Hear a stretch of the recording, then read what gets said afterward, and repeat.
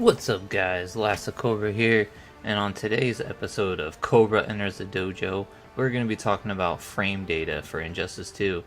So, in the last episode we did some cross-up tech. In this episode we're going to be going over frame data.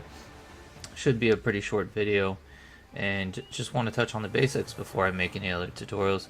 So I hope this helps. Please leave a like, comment, subscribe, and don't forget to hit that notification button, because we got some nasty tech coming up. So as we're looking at, let's just start going over the basics. So as you guys see, straight jab, the startup frames is 6. This is the amount of frames it takes for the move to come out. The lower the startup frames, the faster the move will come out. So faster startup frames is good, so you can hit your opponent before they hit you, basically. So I just see down 1, she has a 7 frame down 1.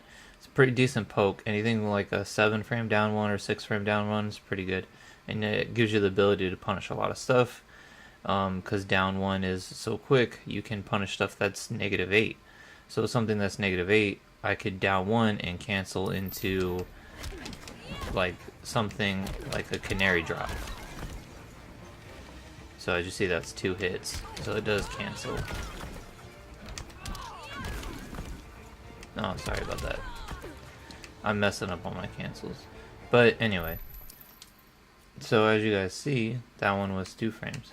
But as you see, her startup on her 1-1 string is 4 frames.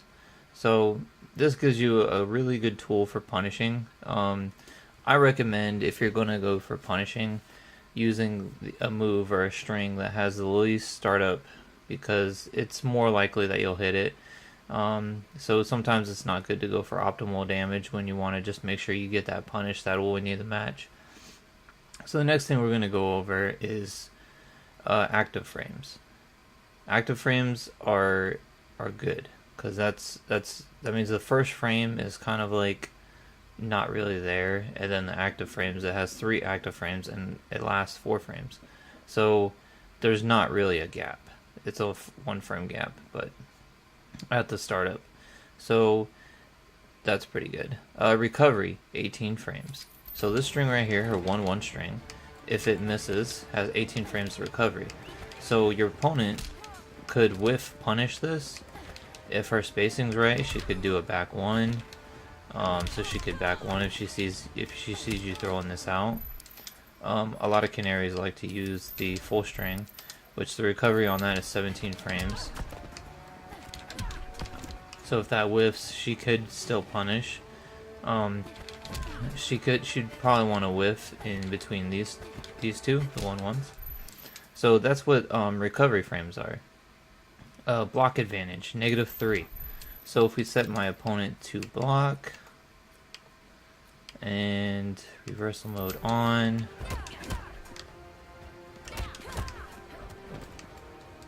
my opponent can move faster. So basically, anything lower than -6 is not punishable on block, so you're safe. So you can do this string. Oh gosh, she's going for the fucking super. That has a gap in it on the 3 part, that low right there. So that's basically block advantage. Anything -8 or quicker or lower, you'll be safe on block if your opponent blocks it. Hit advantage. Hit advantage is your plus frames. So usually when something hits, you'll be plus. And as you see from this string, we are plus 35 if this hits. So this gives you some nasty setup stuff you can do. It's a knockdown, so that's another thing. We're gonna take a quick little intermission right here, and then when I come back, we're gonna talk a little bit more. Welcome back. So another thing I'm gonna go over real quick. If you look at Canary's 2-1 string, it's -16 on block, so it is punishable. A lot of people don't punish this. Just the way it hits, people really nervous, but it is definitely punishable. And then also, a lot of times she'll cancel into soaring knee, which is -20. So it's a lot of people hold it because they think soaring knee is going to come out. So if you 2-1 and then soaring knee, you'll get a full combo. So a lot of people think that's coming out. So another thing I want to touch on, your hit advantage. Your hit advantage on this string is only 1, so it's not a whole lot of hit advantage for some reason. That's actually weird. As you see, her 2-3 string has 7 hit advantage, and that one has an overhead in it. It's a little slow on startup. As you see, it's 19 frames, and it is punishable on block. But if you want, you can cancel into certain things to make Canary safe, like handspring onto the other side to try and trick them up or something like that. So anyway, this isn't really a Canary video. This is basically just going over frame data. So just to recap everything, we're going to do it on straight jab. Startup, 6 frames. So that's the amount of time it takes for the move to come out. The lower the amount, the faster the move comes out. So if it's like a freaking 4 frame startup, it comes out really super quick. And if your opponent is using like a 12 frame startup and you're using a 6, yours is going to come out first and beat theirs, as long as your spacing is correct. So this is assuming you guys are standing right next to each other. Another thing to look at is your active frames. The move with a lot of active frames is good. That means it's going to hit sooner. Recovery. If this move whiffs, it's going to take you 12 frames to recover. So if it is whiff punishable for a standing jab. Block advantage. Block advantage is 2. So when you hit your opponent with this and they're blocking, you're +2.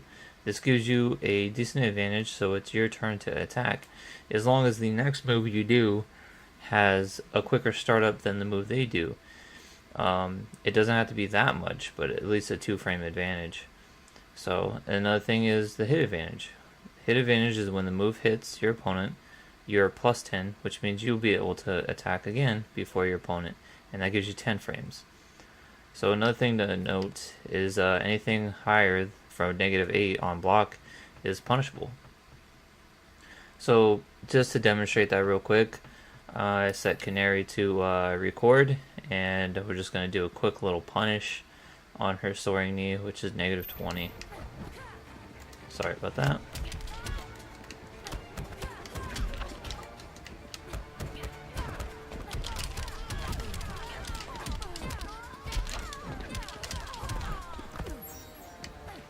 So as you see, that string is punishable.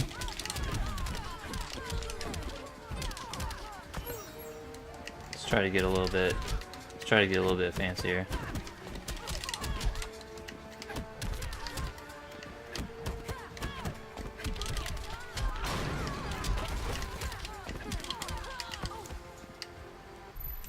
So as you see, that's basically punish, and that's a good way to practice punish, is set the AI to block auto, and then you can practice your punishes and stuff like that. So I just wanted to basically go over a brief frame data. So I hope you guys enjoy the video, and I'll see you guys in the next episode of Kobra's Dojo.